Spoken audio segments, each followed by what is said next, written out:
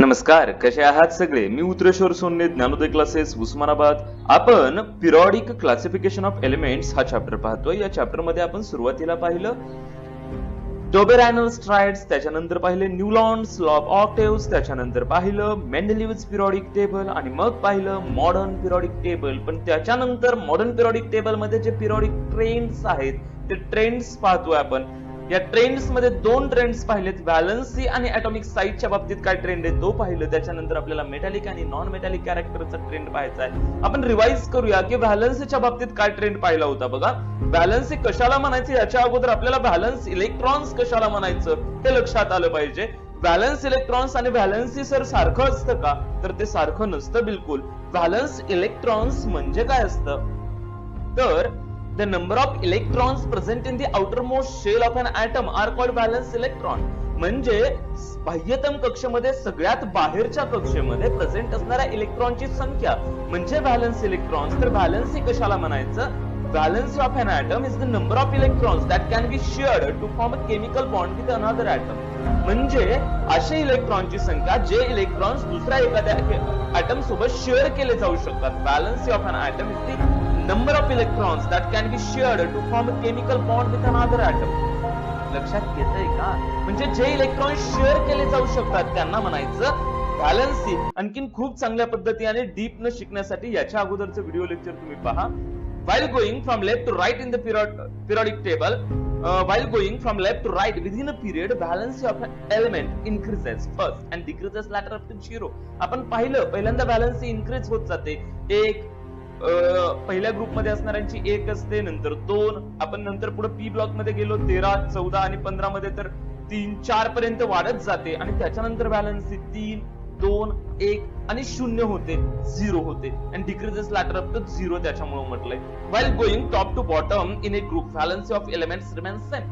वरतून खाली येत असताना व्हॅलन्सी मात्र एका पर्टिक्युलर ग्रुप मध्ये सेम राहते. आणि हे कसं काय राहतं मी एक्सप्लेन केले पाठीमागच्या व्हिडिओ लेक्चर मध्ये.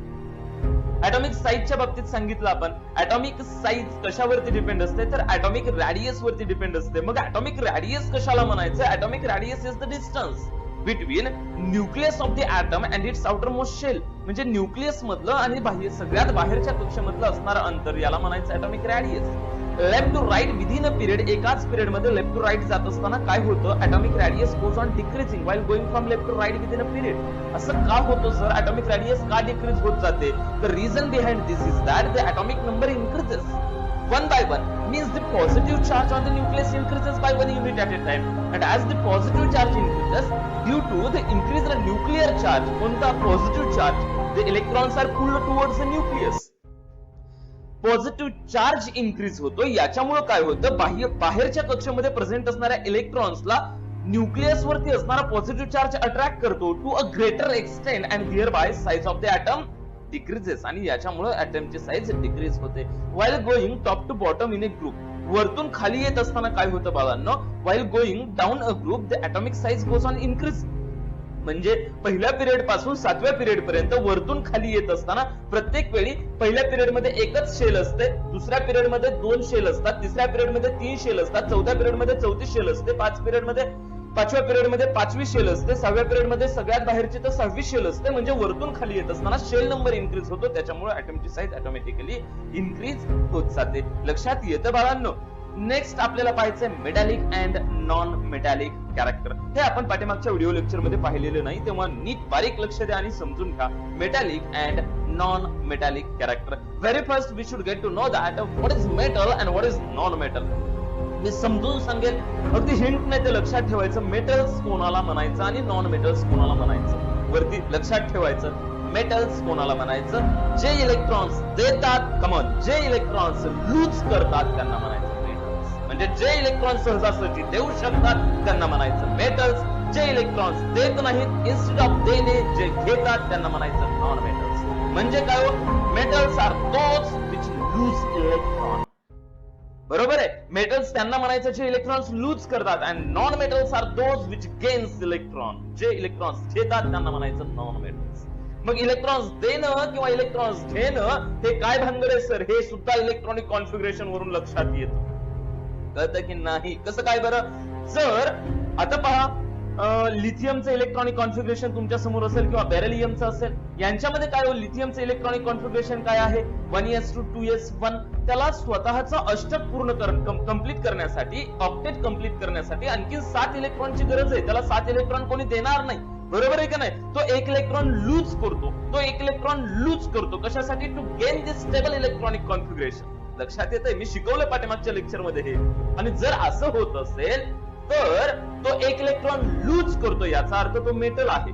बेरिलियम 2 इलेक्ट्रॉन लूज करतं, मी सांगितलं पाठीमागच्या लेक्चर मध्ये कसं काय ते, याचा अर्थ ते मेटल आहे. त्याच्यानंतर बोरॉन 3 इलेक्ट्रॉन लूज करतं, याचा अर्थ ते मेटल आहे. तुमच्या लक्षात येते का. त्याच्या खाली सोडियम 1 इलेक्ट्रॉन लूज करतं, मॅग्नेशियम 2 करतं, अल्युमिनियम 3 करतं. याचा अर्थ ते काय आहे, तर याचा अर्थ ते मेटल्स आहेत.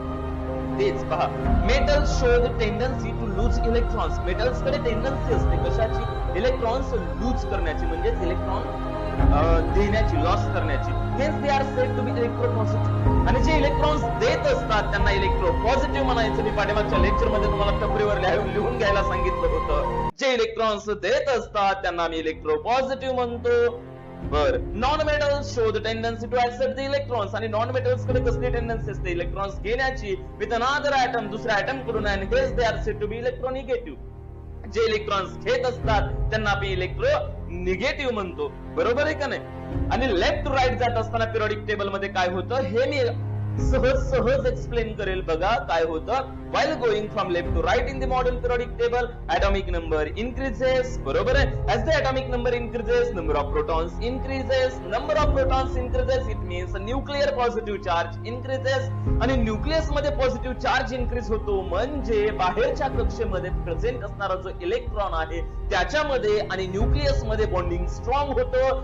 जसं जसं आपण लेफ्ट कडून राईट कडे जाऊ तसं तसं न्यूक्लियस मधलं आणि बाहेरच्या कक्षेमध्ये प्रेझेंट असणाऱ्या इलेक्ट्रॉन मधलं बॉन्डिंग स्ट्रॉंग होतं. त्याच्यामुळे इलेक्ट्रॉन सहजासहजी लूज होत नाही. कुठून कुठे जात असताना, लेफ्ट टू राईट जात असताना. आणि इलेक्ट्रॉन जर दिला जात नसेल, उलट अट्रॅक्ट केला जात असेल, जर इलेक्ट्रॉन दिला जात नाही तर इलेक्ट्रोपॉझिटिव्हिटी कमी होत जाते, इलेक्ट्रोनिगेटिव्हिटी वाढत जाते. याचाच अर्थ काय हो, लेफ्ट टू राईट जात असताना मेटॅलिक कॅरेक्टर कमी होत जातं आणि नॉन मेटॅलिक कॅरेक्टर इन्क्रीज होत जातं. मी काय सांगितलंय, रिव्हर्स व्हिडिओ घ्या आणि पुन्हा समजून घ्या. बघा, left to right in a period as the atomic size decreases. मी सांगितलं तुम्हाला ऍटॉमिक साइज का डिक्रीज होत असते हे आपण एक्सप्लेन केलंय. as the atomic size decreases, metallic character decreases and non-metallic character increases. असं कसं काय बरं, this is because as the atomic size decreases, जसं जसं लेफ्ट टू राईट जात असताना atomic size decrease होत असते. कशी होत असते एक्सप्लेन केलंय मी. the electrons are not easily released. atomic size decrease होते, त्याच्यामुळं इलेक्ट्रॉन्स आणि न्यूक्लियस यांच्यामधला बॉन्ड स्ट्रॉंग होतो आणि त्याच्यामुळे इलेक्ट्रॉन सहजासहजी रिलीज केले जात नाहीत, लूज केले जात नाहीत आणि त्याच्यामुळे मेटॅलिक कॅरेक्टर कमी होतं. वरतून खाली येत असताना पिरियोडिक टेबल मध्ये काय ट्रेंड फॉलो केला जातो, while going top to bottom in a group metallic character increases and non metallic character decreases. वरतून खाली येत असताना मेटॅलिक कॅरेक्टर इन्क्रीज होतं. लक्षात येते की नाही, in a group metallic character increases and non metallic character decreases. वरतून खाली येत असताना मेटॅलिक कॅरेक्टर इन्क्रीज होतं आणि नॉन मेटॅलिक कॅरेक्टर डिक्रीज होतं. असं कसं काय बरं, this is because atomic size increases from top to bottom. वरतून खाली येत असताना atomic size इन्क्रीज होत जाते आणि त्याच्यामुळे and valence electrons can easily be removed. आणि बाहेरच्या कक्षेमध्ये प्रेझेंट असणारे इलेक्ट्रॉन्स ज्यांना आम्ही व्हॅलन्स इलेक्ट्रॉन्स म्हणत असतो, तर व्हॅलन्स इलेक्ट्रॉन सहजासहजी रिलीज केले जाऊ शकतात. कारण काय, atomic size इन्क्रीज होते का, कारण की शेल नंबर प्रत्येक वेळी इन्क्रीज होतो. हा ट्रेंड लक्षात घ्यायचा.